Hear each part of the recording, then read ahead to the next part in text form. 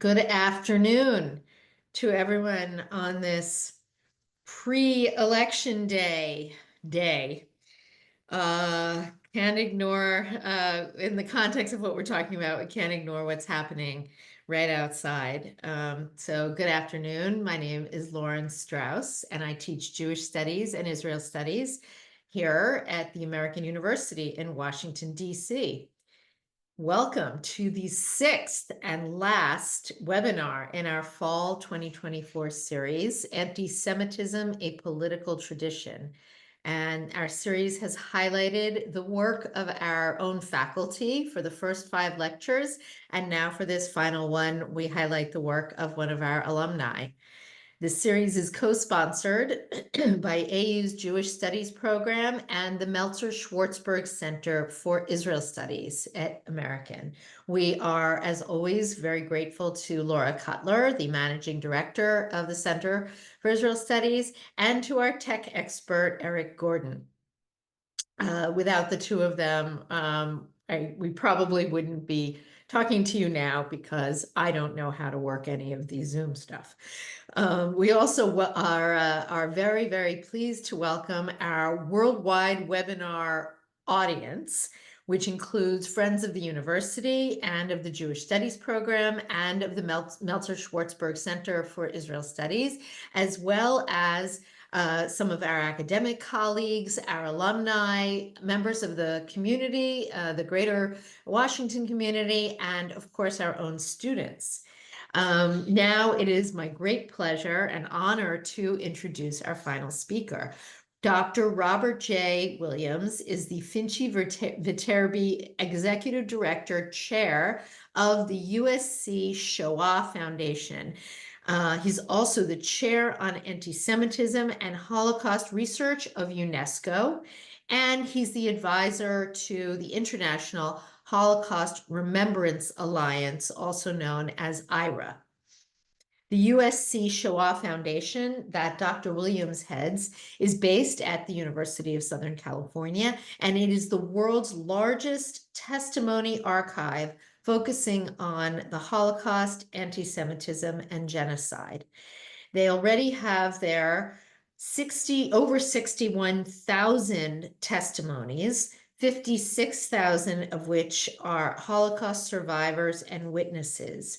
The archive, though, is continuing to grow, with including a projected 10,000 testimonies on anti-Semitism since 1945, and additional holdings on the Armenian genocide, the genocide of the Tutsi in Rwanda, the Cambodian genocide, and other mass crimes of the 20th and 21st centuries.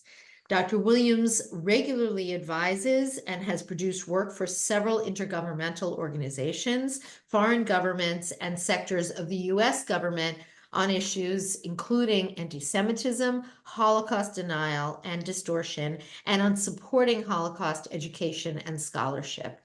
His work has led to shifts in EU policies on having access to archives that relate to the Holocaust and to other mass atrocities, as well as measures used in the fight against anti-Semitism and anti-Roma racism. Recent policy publications of Dr. Williams include the Handbook for the Practical Use of the IRA Working Definition of Anti-Semitism, Understanding Holocaust Distortion, Context, Influences, and Examples, and Recognizing and Countering Holocaust Distortion, Recommendations for Policy and Decision Makers. He is, we are very proud to say, an alumnus of American University, having received his doctorate in history from AU under the guidance of distinguished Professor Emeritus Richard Brakeman. And he also recently co-edited the Rutledge History of Anti-Semitism. Dr. Williams is currently writing a monograph that analyzes efforts to whitewash and rehabilitate the reputations of fascists and Holocaust perpetrators in North America and Europe. And he's researching how sites of mass murder in Southeastern Europe have been commemorated from 1878 until the present day. So now maybe you understand a little more about why we are so honored and really touched that Dr. Williams has taken time out of his very busy schedule to join us here. We all very much look forward to hearing your insights. Thank you. Thank you, Professor Strauss. And it's a good reminder that I need to edit my biography. It almost should end with survived by a wife and 2 children. Let me pull up my presentation quickly so that we can jump right into that. And I just want to make certain that you only see the slide, not my notes. That makes me appear smarter than I really am. Thank you, Professor Strauss, and also thanks to Professor Nadel for asking me to join you today. It's always a pleasure to rejoin the AU community when the opportunity arises. So I jumped at the chance, and I apologize that we weren't able to meet earlier. Now, I'd wager to say that our understanding of the ways that disease, pandemics, and other public health crises can function as carriers of bias increased during the course of the COVID-19 pandemic. At that time, we learned all too quickly that the stresses and uncertainties of pandemics are particularly useful for bad actors who try to establish and affirm those us versus them dynamics that contribute to already existing prejudice. Now, while it's too early to say that the awareness born in 2020 will lead to a shift in our ability to respond to anti-Semitism, recent dynamics since October 7th suggest otherwise, it is nevertheless important to reflect on the lineage and persistence of the relationship between anti-Semitism and disease tropes. Doing so will show a long and problematic relationship, one that often leads to disastrous outcomes. More to the point, although the justifications for tying Jews to disease have varied over time, moving from the mythical and religious to the pseudoscientific to the present day conspiracist, anti Jewish tropes of contagion, pestilence, or parasitism play upon unconscious fears in ways that can overwhelm individual and collective capacities to be swayed by facts or reason. Establishing a relationship to illness can also make an anti Semite's claims more insidious among non Jews, turning Jewish communities into a putative menace that threatens the health, well being, and existence of non Jewish individuals, communities, and nations. Now, the first suggestions of a linkage between Jews and disease actually center on the Exodus narrative of the Jewish people's escape from Egypt. Rather than appearing as a tale of Egyptians suffering divine plagues before releasing the Jewish people from bondage, some ancient authors suggested that the Egyptians expelled Jews from Egypt due to an outbreak of leprosy. The origins of this narrative began with a 3rd century BCE Greco Egyptian writer named Manetho, who's referenced in Flavius Josephus's Against Apion, which is a 1st century AD work. Josephus, who was likely Jewish, wrote a defense of the Jewish people and claimed that Manetho's statements that the Jews of Egypt were the carriers of leprosy was an outright lie. Now, this is more than plausible. As Dirk von Arkel has noted, Manetho, quote, so vaguely understood the Jewish tradition that he mixed up Joseph and Moses, end quote. Nevertheless, this tale spread throughout the ancient world, appearing in the works of several writers. One of these, Diodorus of Sicily, added to the claim by stating that the Egyptians also drove the Jews out because they were impious and detested by the gods. Even earlier, writers from Alexandria went so far as to claim that the name Jerusalem came from the word Hiroshila, meaning sacrilege or temple robbers, only to be later renamed Hiroshima or Jerusalem. Such themes continued in the writings of one of Rome's best-known authors, Tacitus, who more than most ancient authors focused a considerable amount of ire on Jews.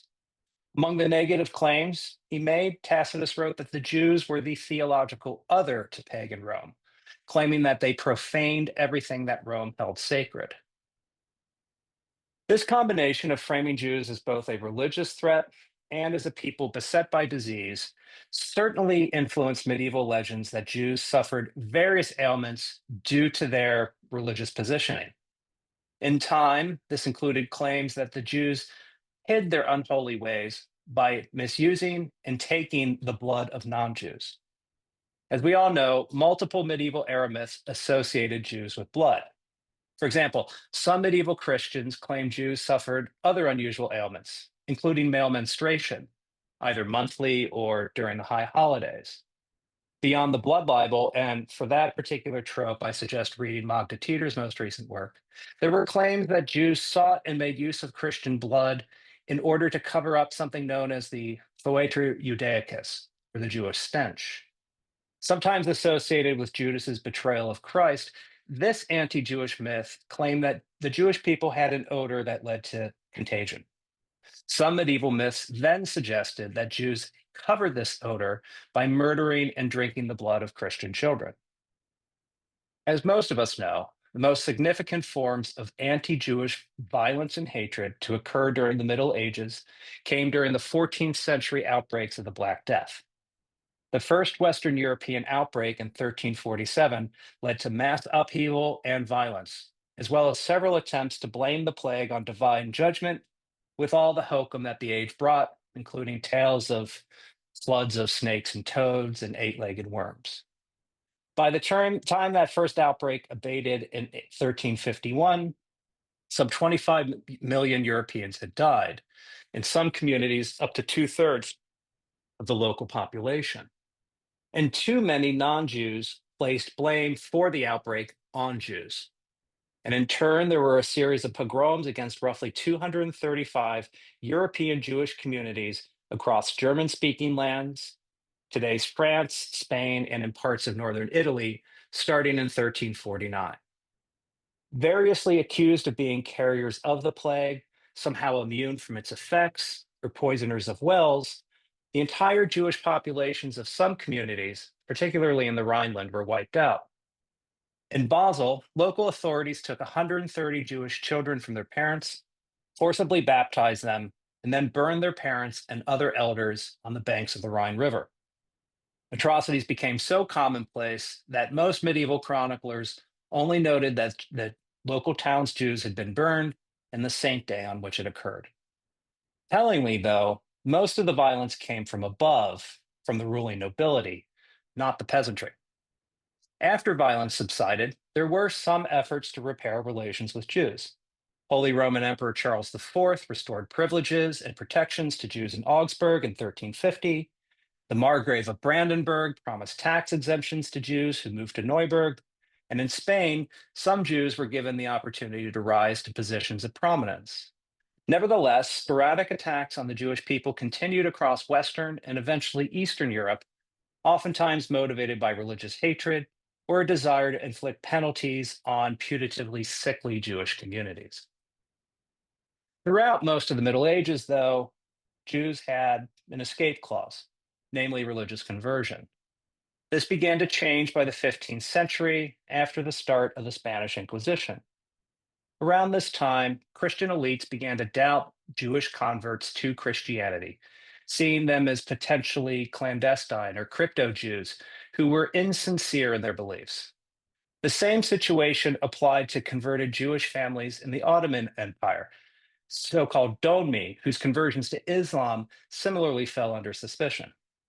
In the Western case, at least, as David Nierenberg has argued, this began to morph into a belief that Jews were incapable of reform because their blood had been corrupted by a millennia-long hatred of everything Christian. As a result, Christian kingdoms began establishing new laws and approaches to bar persons suspected of being Jewish from opportunities or privileges reserved only for natural Christians. This belief in an unchanging Jewish character mutated further during the modern era, largely thanks to the rise of scientific thought. The relationship between anti-Semitism and disease became stronger and assumed new dimensions, in which hatred of Jews morphed from being primarily a religious hatred to one based in problematic pseudoscience and belief in notions of race. Even the term anti-Semite, which was popularized in the late 19th century by a German named Wilhelm Marr, was coined to justify a putatively scientific hatred of Jews from an older religious bias. At the same time that scientific thinking allowed hatred of Jews to move from the realm of the ethereal to the realm of the nascent medical and physical sciences, it met with another emerging belief, namely that of an unchanging, preordained national community. This led to questions. If nations and races have their own unique characteristics, and if Jewish communities have their own characteristics, are they compatible? Does one threaten the other? The answers of some dominant communities helped popularize modes of thought that became deadly for Jews, as well as for other ethnicities and communities and for the world at large. But how did this work in practice? Consider, for example, the myth of the wandering Jew. Now, at its core, this myth posits that the Jewish people are cursed to an itinerant existence that makes them incapable of joining larger communities. The myth has Byzantine origins, but it reappeared in the German speaking world in the 17th century with the fictional story of a Jewish cobbler named, and this is a name that uh, goes beyond my linguistic capabilities, I'm afraid, Ahasuerus, who had cursed Christ while he was bearing the cross on the road to Calvary. As punishment, according to the tale, Ahasuerus had to wander the earth for eternity to seek redemption and to remind others of Christ's suffering for their sins.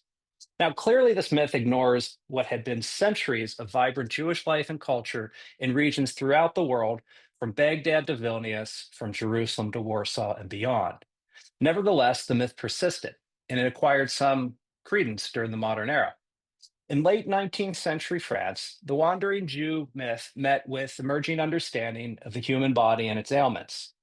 One factor was the pronouncement of scientists like Jean-Martin Charcot, one of the founders of the field of neurology, who pronounced Jews as particularly susceptible to that staple illness of the industrial age, nervous illness. At this time in history, some early psychologists began to believe as well that taking long trips wasn't a leisurely activity, but rather a, quote, pathological outcome of a delirious conception, end quote. Now, this diagnosis was originally focused on the unhoused mentally ill, but by the 1880s, when scores of Jews had fled the Russian Empire for the West, it morphed into the assumption that Jewish migration was the outcome of an innate nervous condition, one that affirmed and explained an older anti Semitic tale. But Jewish particularity was not limited to nervous illnesses.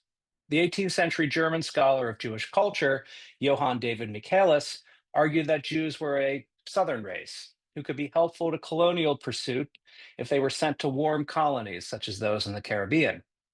By the 1860s, some French scientists were convinced that Jews possessed an almost superhuman ability to adapt to any environment, owing to the fact that there were Jewish communities scattered across the globe. And as Henrietta Mondry has shown in her recent work, these beliefs extended to literature as well. Consider some of Anton Chekhov's characters in his novella The Steppe and in his short story Tina.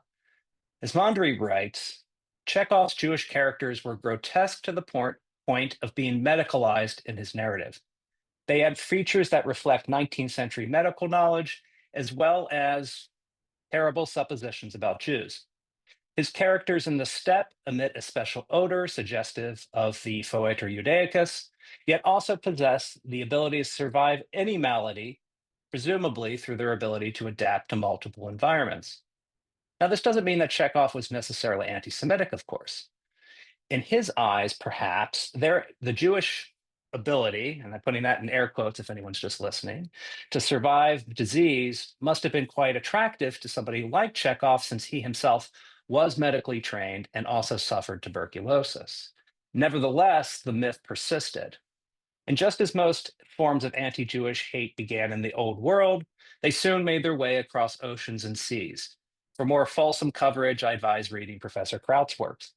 Regardless, here in the United States, as waves of immigrants came to our shores at the turn of the last century, Jews were targeted as carriers of certain diseases. To be sure, the diseases ascribed to Jews were not uniquely Jewish. Consider trachoma, an ocular infection that's caused by a bacterium that can cause blindness. In early 20th century America, it was found among immigrants from the Mediterranean, Eastern Europe, and Asia. Indeed, Trachoma diagnoses were a cause for the denial of entry to the United States of more than a third of all Chinese and Japanese immigrants between 1904 and 1909. Nevertheless, it became associated almost exclusively with Jewish immigrants. And in part, this was because US public health authorities were confronted with an extraordinary number of Jewish immigrants who had fled the Russian Empire, many of whom came from regions with high rates of trachoma.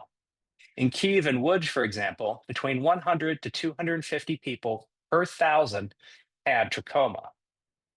Nevertheless, this belief was also due to the nativism of the Progressive Era, beliefs that blended economic and social theories to argue that immigrants to the United States were scientifically inferior. Similar dynamics influence diagnoses of Tay-Sachs disease, a rare incurable genetic condition that can lead to fatal neurological challenges in children and severe debilitation in adults. Today, Tay-Sachs is found predominantly among persons with Ashkenazi Jewish heritage, but also in some Amish and French American communities. In the 1880s, it was associated exclusively with Jews, even when the afflicted came from families with no Jewish heritage. And because it's a neurological disease, diagnosticians of the age also claimed it was proof of a Jewish tendency to suffer so-called nervous conditions.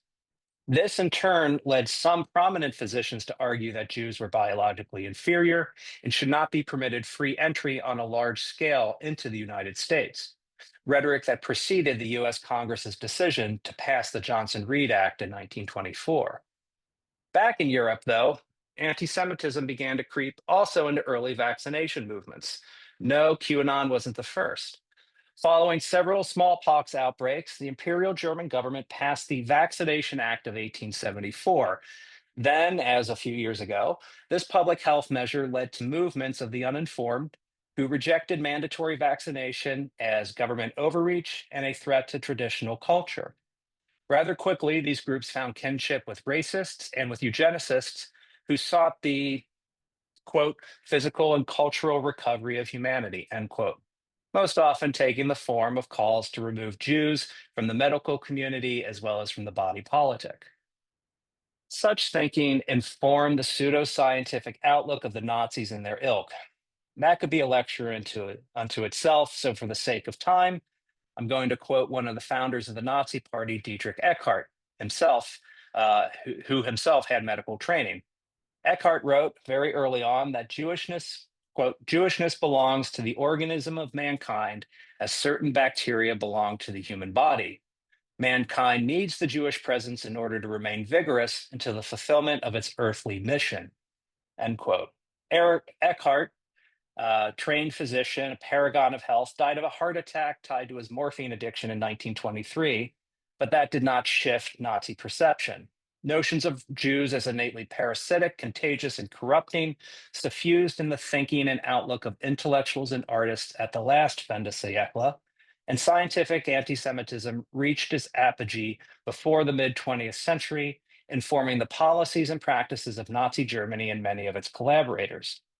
Early Nazi programs led to the deaths of thousands of mentally and physically disabled persons, as well as propaganda that framed Jews as carriers of disease or as parasites, rhetoric that helped justify their mass murder.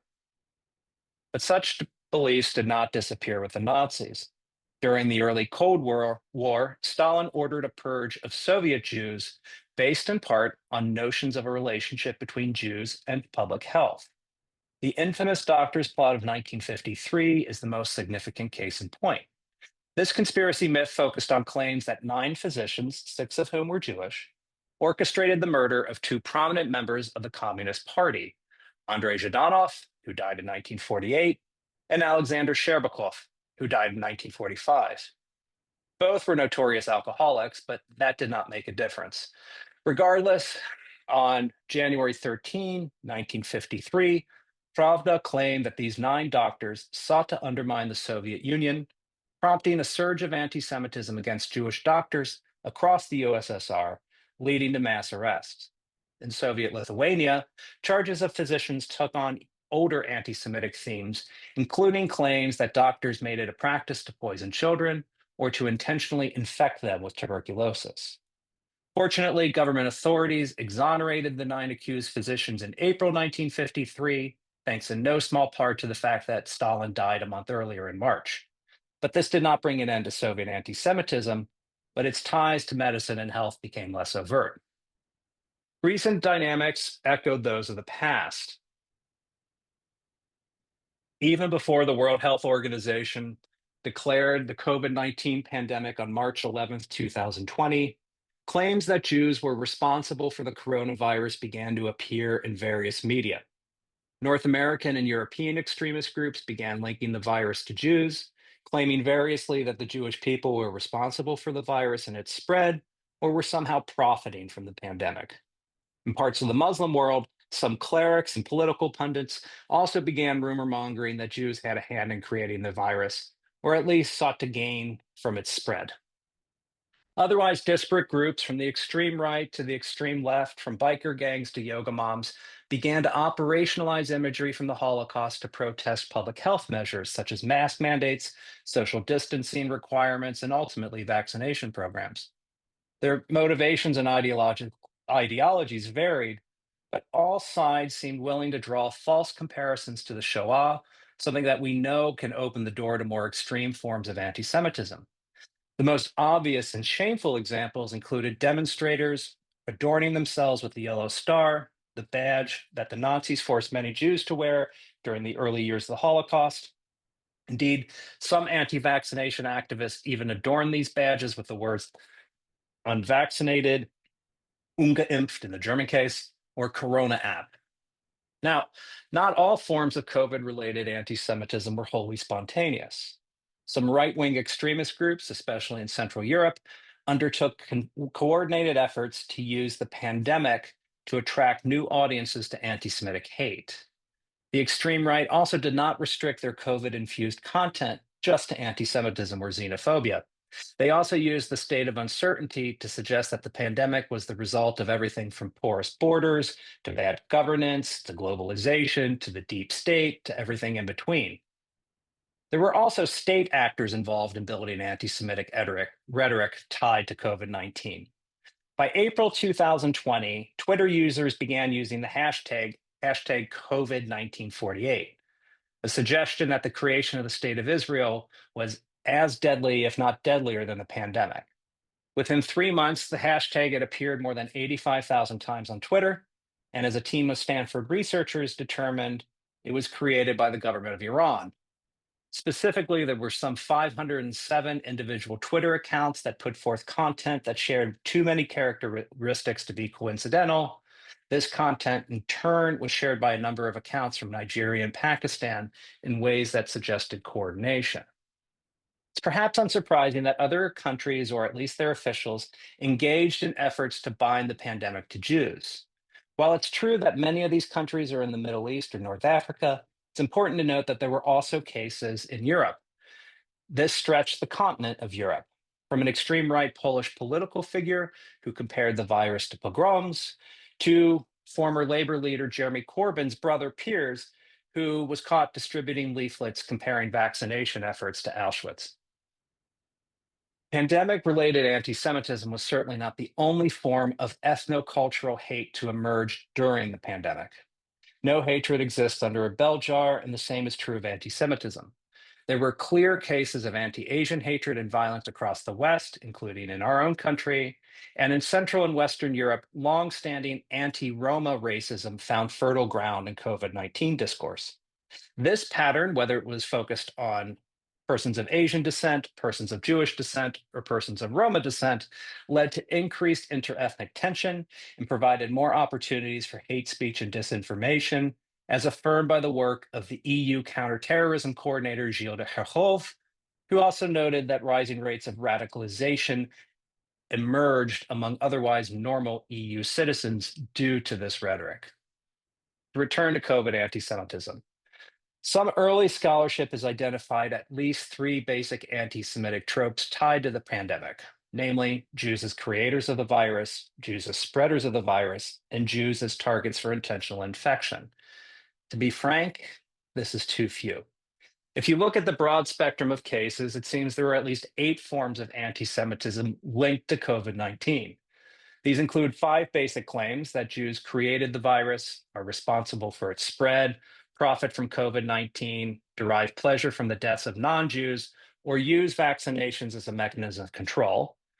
Then there were also religious leaders of multiple faiths who suggested that the pandemic is divine punishment for accepting or tolerating Jews in non-Jewish society. Some extremists, particularly on the far right, suggested using the pandemic to finish the Holocaust, that is, to intentionally infect Jews. Finally, as noted earlier, persons from across the ideological spectrum misused Holocaust imagery and themes as a rather ham-fisted way to protest vaccination and other sanitary measures. With the exception of Holocaust trivialization, the binding factor between many of these forms of COVID-related anti-Semitism has shifted from those in the past. The focus has largely been on the idea of victimization. The extremists in these cases assert that they are the victims. As a result, these new victims create an inverted reality in which the victimizer is an anti-Semitic imagined Jew, a mysterious force that relates to other anti-Semitic myths, or, disturbingly, a figure that appropriates the Jewish historical experience. In short, hatred of Jews continues to be operationalized at times of public health emergencies, something that's still seen through the lens of uninformed understandings of science, or individuals and movements who still see the Jewish people as a threat to their view of the world, their communities, and their well-being. As history has shown, such rhetoric and beliefs often prove deadly. With that, I'm going to stop sharing and I thank you.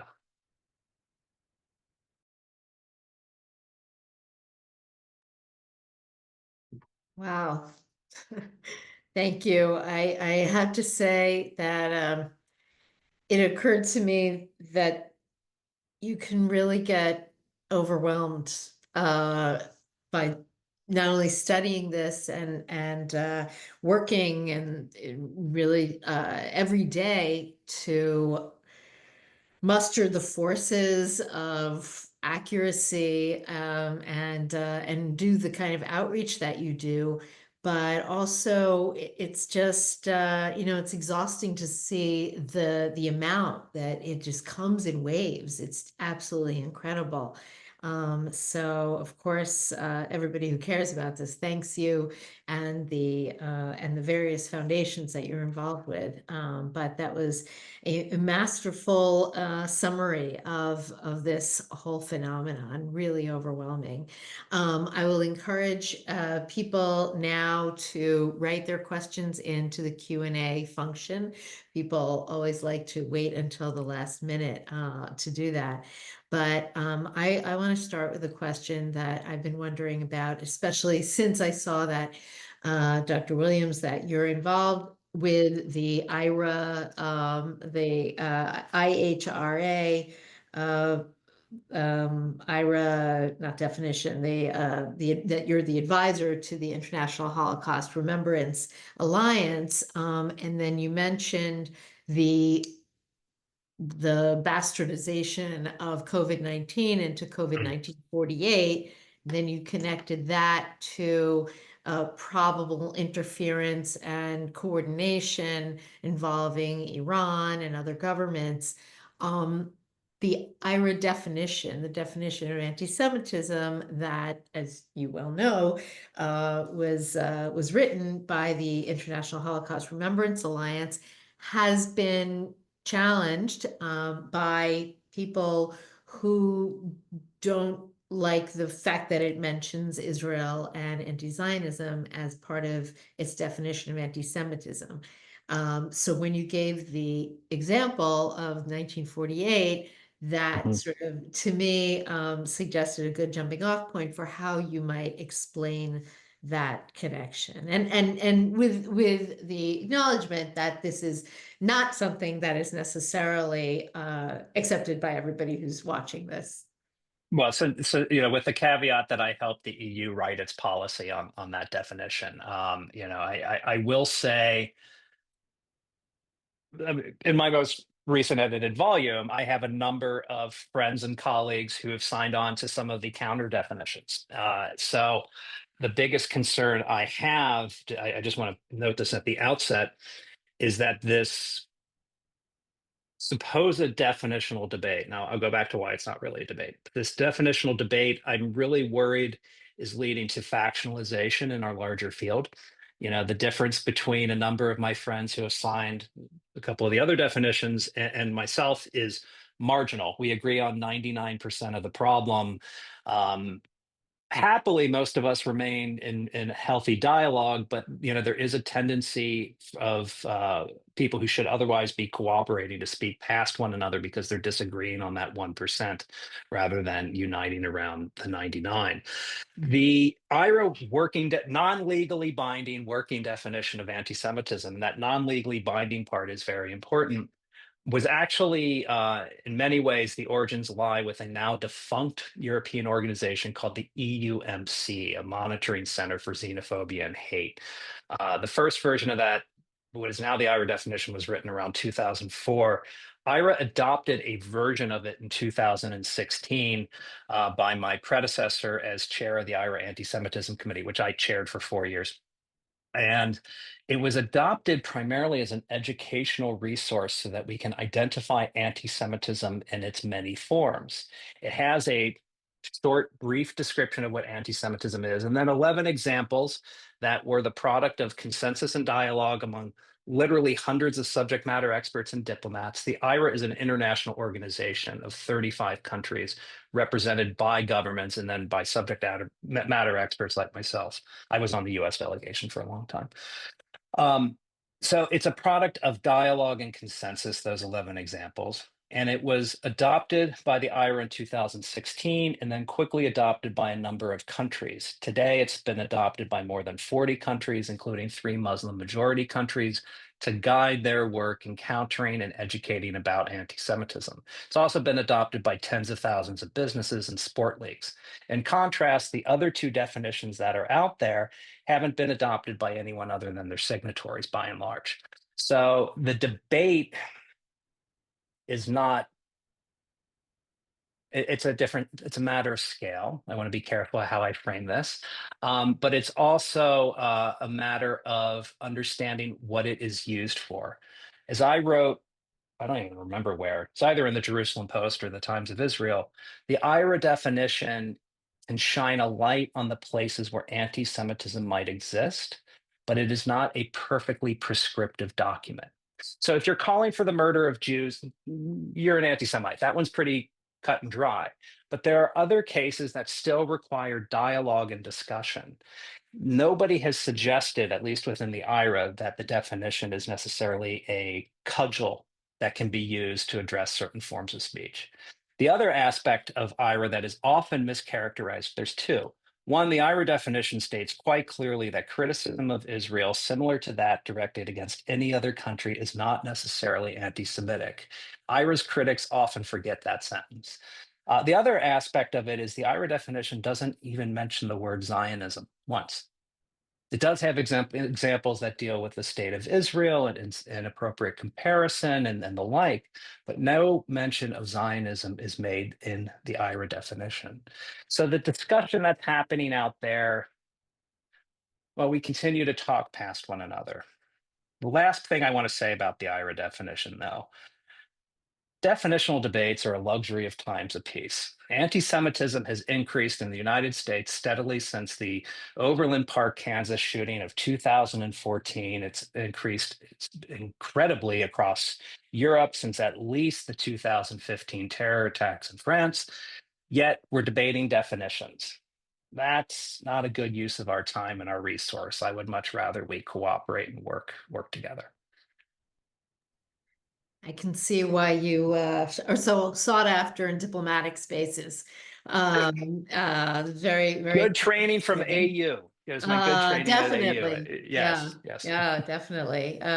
In the right place. And we have a question that was sent in by our relatively new Vice President of Inclusive Excellence at American University, Nikenji Friday, who thanks you for all of the really helpful, valuable information that you've included, and asks why it seems to be that while there was vast coverage of anti-Asian hate and themes during the COVID pandemic, I mean, not that we're out of it, but during the height of it, and particularly the name calling of it as a virus deriving from China.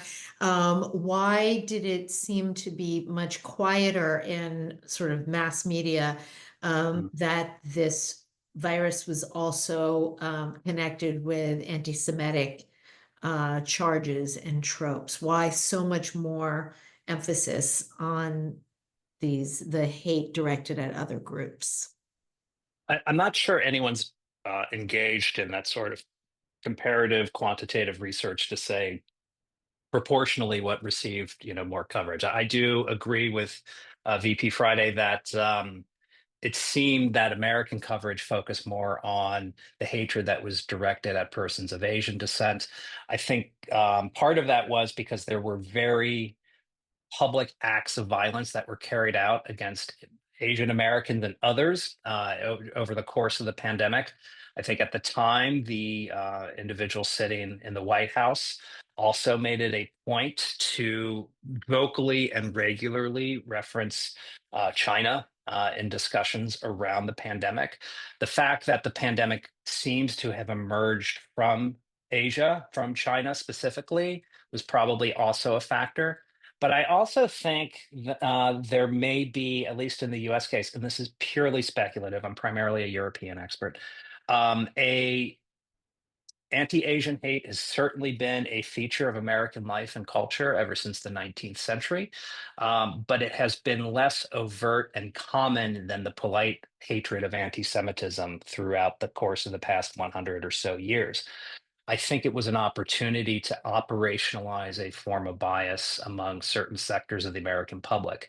In Europe, the coverage focused much more on the hatred as it was being directed at Jewish communities, with a few exceptions. In Romania, in particular, there was a lot of coverage of certain political figures blaming the Roma for the rise of COVID, as well as some members of the Romanian diaspora, including faculty at some American universities, but not American university, at other American universities. Yes, Universities in America. universities in America, some within our region.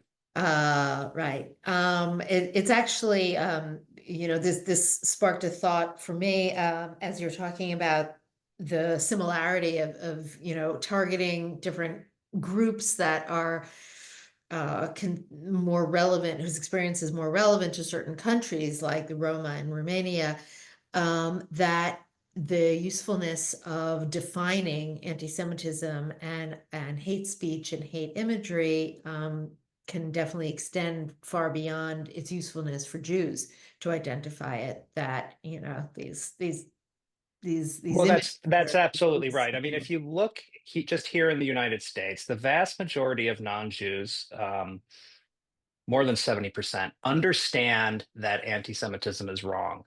The challenge seems to be that, like me, kid who grew up first in Ohio, then in Kentucky, not Jewish, I always associated the anti-Semite with the guy wearing an armband until I learned more.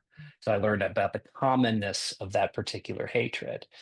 I think it's in part due to the success of Holocaust education, and in part due to a lack of understanding of the fact that anti-Semitism takes on many forms, and you don't always recognize the tropes when you're encountering them.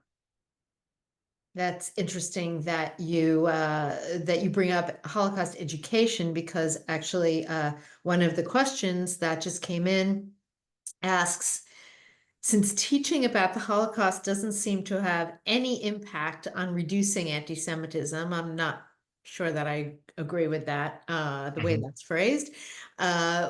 Should we be focusing on the various contributions to Western civilization of Judaism and Jews as a more productive response to Mm. anti-Semitism? Well, I've had lots of conversations about both aspects of that question, especially over the course of the past year.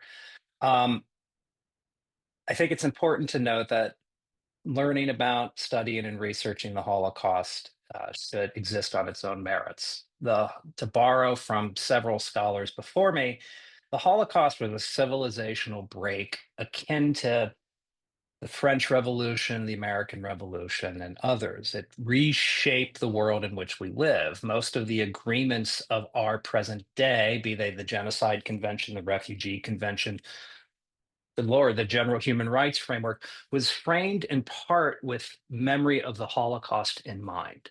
So, understanding the Holocaust on its own merits is important for understanding who we are in a liberal democratic society. Operationalizing the Holocaust to only limit anti Semitism or to only address things like bullying or other factors, it's important, but it's not enough by itself. Now, understanding the contributions made by Jewish people to American society, to Western society, global society is very important, but that is only part of the equation.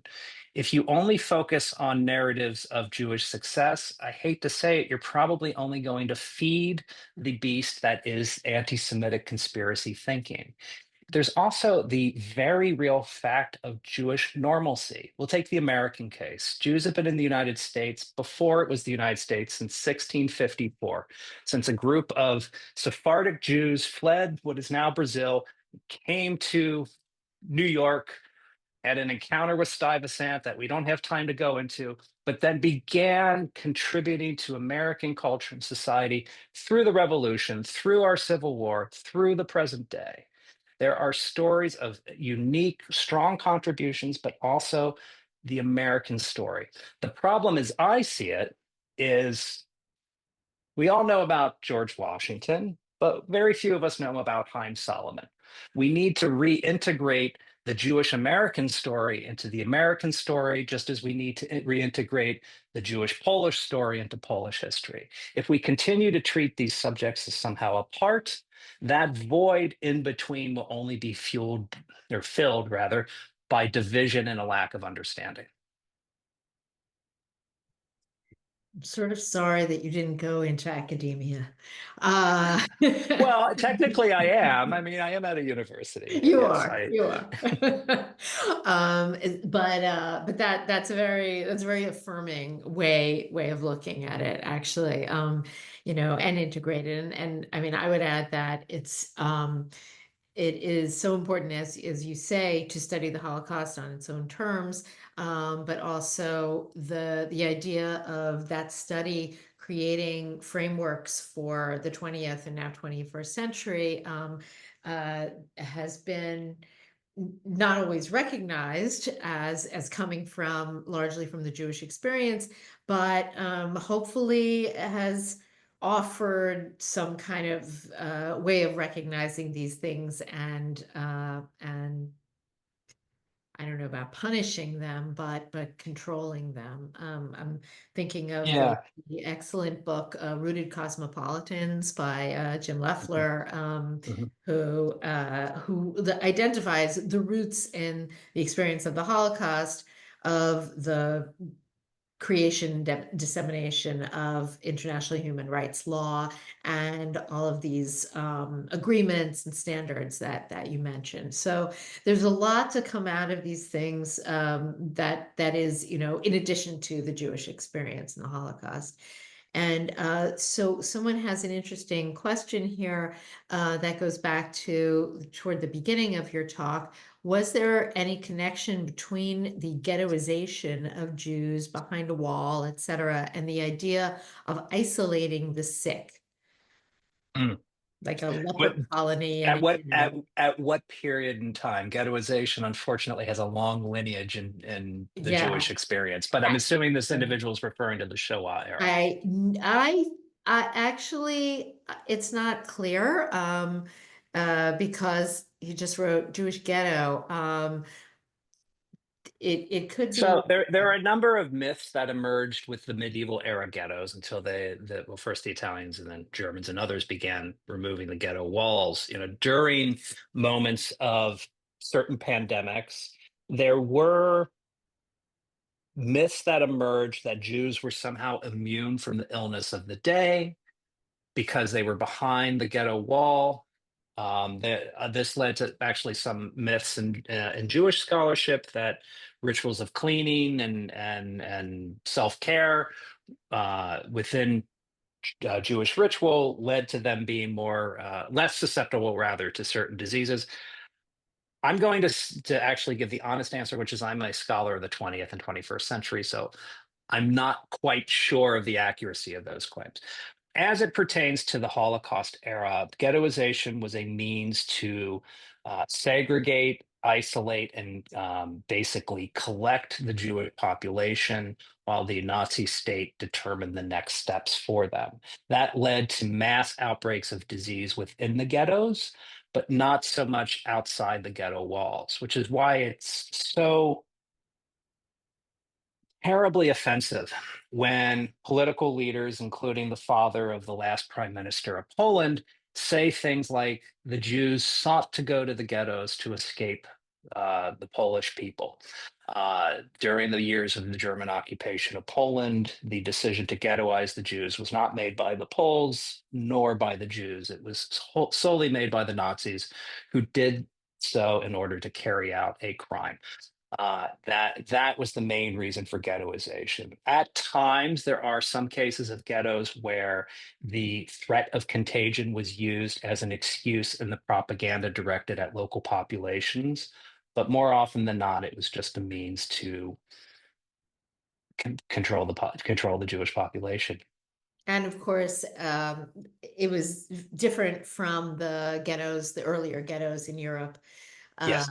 and most of which became forms of punishment and isolation, but some of which had started out with the Jews wanting a wall around them for protection during. Well, that's right. And the ghettos of the post 1939 era, a good number of them started without walls, barbed Yeah. wire, a simple barbed wire fence in in parts of Belarus, for example.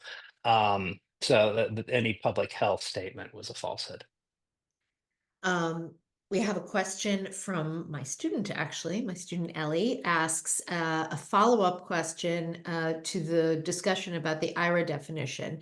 She says, I know you said the IRA anti-Semitism definition shouldn't be legally binding, or isn't. I didn't say that, but Yeah, right.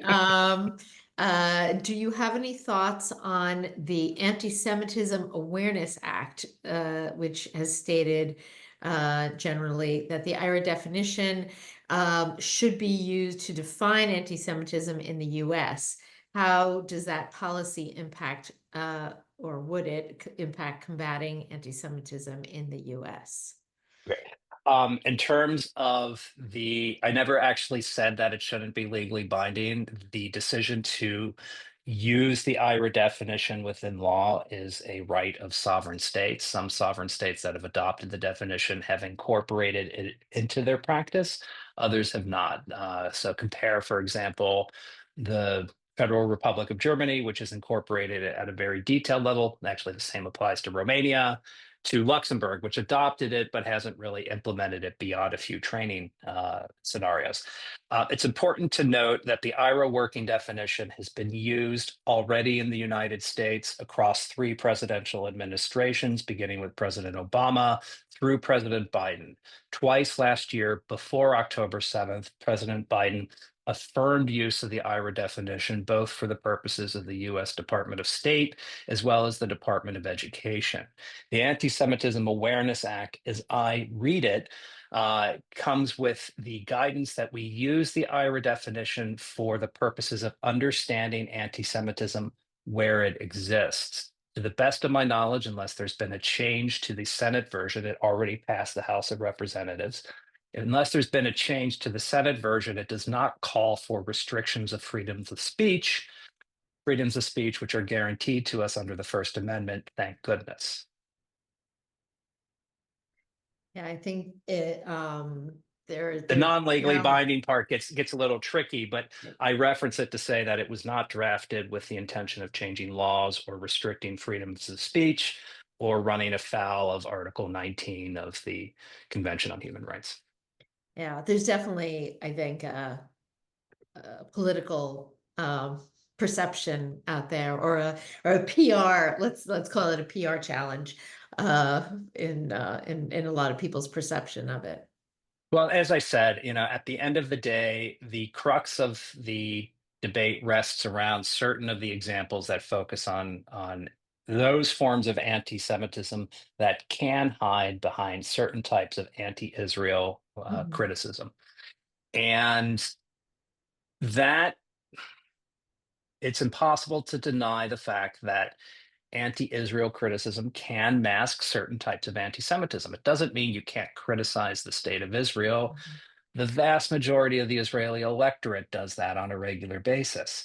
At the end of the day, I see the IRA definition as providing some guide rails for civil speech as it comes to addressing the difficult challenges of the day, including the political ones. Um, Thank you. So we will wrap up with the question that two people asked, and I'm sure others have been interested in this. That you said that you're not Jewish, and and Nobody's perfect, a Lauren. couple and a couple of people are wondering what led you to study anti-Semitism. Um, I mean, the truth of the matter is that I think that's. I don't know. The truth of the matter is, I'm not sure. I'm not a very, I don't want to. I don't like to self-diagnose.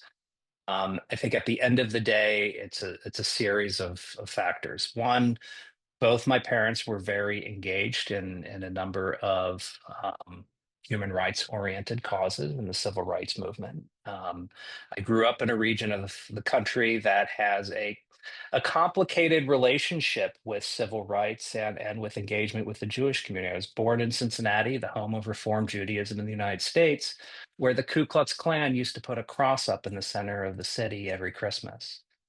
So there were moments when I encountered anti-Semitism, but had Jewish friends, and that always baffled me. The other thing that always baffled me, though, was American racism. And looking at American racism, whether it was directed against African Americans, Native Americans, Hispanic Americans, or other communities,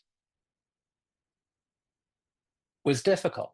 Maybe because it was too close at home to home. So looking at anti-Semitism to understand other forms of bias became a pathway for me. And the other factor, I know it sounds trite, but I think it's true. At the end of the day, the fight against anti Semitism cannot be won by Jewish organizations or Jewish people alone. At the end of the day, we started the problem. To my friend Yehuda Bauer, who just died a couple weeks ago, wrote at best 1980, a long time ago. Was three, when he wrote that anti-Semitism is a uniquely Gentile disease. We have a responsibility to understand it, to point it out, and to work together to try to bring the world back to a moment of sanity. It is, after all, the oldest hatred. The United States has a number of original sins, but the original sin of Western society is hatred of the Jews. Thank you. That was, I don't know if that was off the cuff, or you've clearly I, answered that I question think I wrote that. I wrote before. that once in the past. I wrote that in an article a while That ago, so was I like the line. Yeah. really profound, and it could even be, a wish or a prayer for others to study not only about this particular sin of Western civilization and now non-Western, but also this idea of understanding the other, and also of coalition building and needing the support of people who aren't necessarily in the community that's being targeted to effectively fight against prejudice against that community. So in many ways, you are the perfect speaker for us to end our series on. We have looked at six very different ways, very different angles of studying anti-Semitism. from 6 very different scholars, and with their own, each with their own personal history. I think it's actually pretty profound that our first speaker in this series was Michael Brenner, who is a Jew born in Germany and who grew up in Germany with parents who survived the Holocaust in different ways. And that each person speaking has their own reasons for doing this. And each person viewing and visiting all of these lectures has their own reasons. May those be compounded, and may people only want more and more education about this incredibly important subject. And again, as we look to the election day in the United States tomorrow, may people only be guided by the best intentions for especially the most vulnerable in society.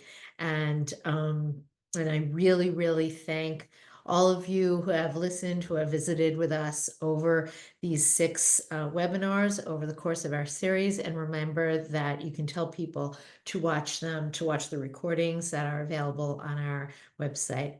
Again, thank you to both centers, to the Jewish Studies program and to the Center for Israel Studies and to American University for sponsoring these talks. And thank you again, Dr. Williams. Bye, everybody. Go vote.